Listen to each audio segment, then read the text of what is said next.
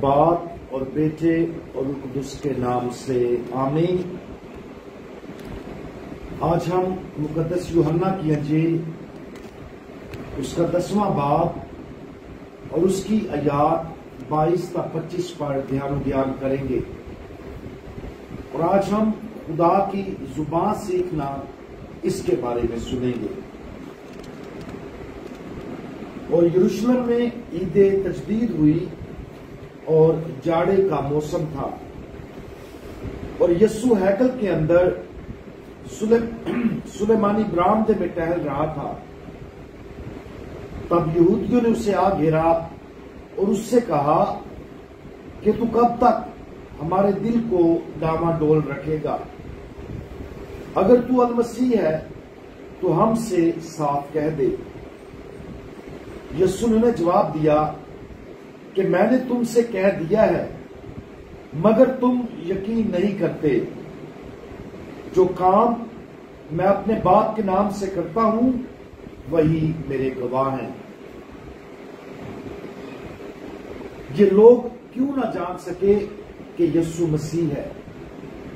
وہ چاہتے تھے کہ یسوع ان سے صاف بات کرے، لیکن خداوند یسوع مسیح یہ کہہ کر انہیں حیران کر دیتا ہے کہ وہ پہلے ہی ان کا سوال کا جواب دے چکا ہے، لیکن تم یقین نہیں کرتے۔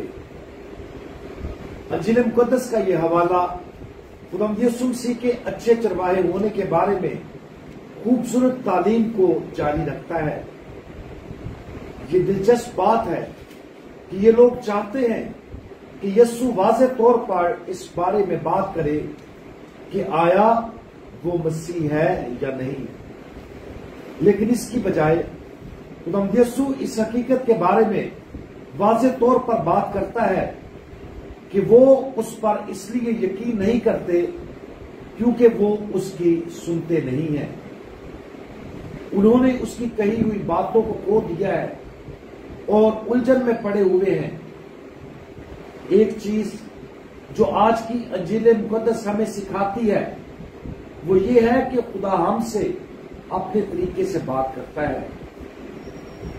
ضروری نہیں کہ جیسا ہم چاہتے ہیں وہ اس طریقے سے بات کرے۔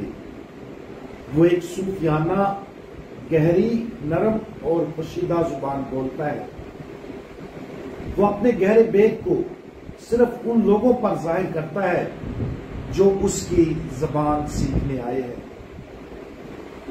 لیکن جو لوگ خدا کی زبان نہیں سمجھتے ان کے لیے مشکل، پریشانی اور الجھن پیدا ہو جاتی ہے۔ اگر ہم کبھی زندگی میں اپنے آپ کو الجھن کا شکار پاتے ہیں یا خدا کے ہمارے لیے جو منصوبہ ہے اس کے بارے میں الجھن کا شکار ہیں، تو شاید یہ وقت ہے کہ ہم اس بات کا جائزہ لیں کہ ہم خدا کے بولنے کے طریقے کو کس قدر غور سے سنتے ہیں۔ ہم دن رات خدا سے التجا کر سکتے ہیں کہ وہ ہم سے صاف بات کرے، لیکن وہ صرف اسی طرح بات کرے گا جس طرح وہ ہمیشہ بولتا آیا ہے۔ اور وہ زبان کیا ہے؟ گہری ترین سطح پر یہ دعا کی زبان ہے۔ دعا بلا شبہ صرف دعا پڑھنے سے مختلف ہے۔ دعا بلاخر خدا کے ساتھ محبت کا رشتہ ہے۔ یہ گہری سطح پر ایک پیغام رسانی کا ذریعہ ہے۔ دعا ہماری روح کے اندر خدا کا ایک عمل ہے جس کے ذریعے خدا ہمیں اس پر ایمان لانے، اس کی پیروی کرنے اور اس سے محبت کرنے کی دعوت دیتا ہے۔ یہ دعوت ہمیں مسلسل پیش کی جاتی ہے، لیکن اکثر ہم اسے سننے میں ناکام رہتے ہیں کیونکہ ہم صحیح معنوں میں دعا کرنے میں ناکام رہتے ہیں۔ مقدس یوحنا کی انجیل کا بیشتر حصہ بشمول باب 10 جس سے ہم آج پڑھ رہے ہیں ایک صوفیانہ انداز میں ہم سے ہم کلام ہوتا ہے۔ یہ ممکن نہیں ہے کہ اسے صرف ایک ناول کی طرح پڑھا جائے اور وہ سب کچھ سمجھ لیا جائے جو خدا یسوع مسیح نے کہا ہے۔ خداوند یسوع مسیح کی تعلیم کو ہماری روح میں دعا کے ساتھ اور دھیان و گیان سے سنا جانا چاہیے۔ یہ طریقہ ہمارے دل کے کانوں کو خدا کی آواز کو یقین کے ساتھ سننے کے لیے کھول دے گا۔ آج ان پر اصرار طریقوں پر غور کریں جن کے ذریعے خدا ہمارے ساتھ بات کرتا ہے۔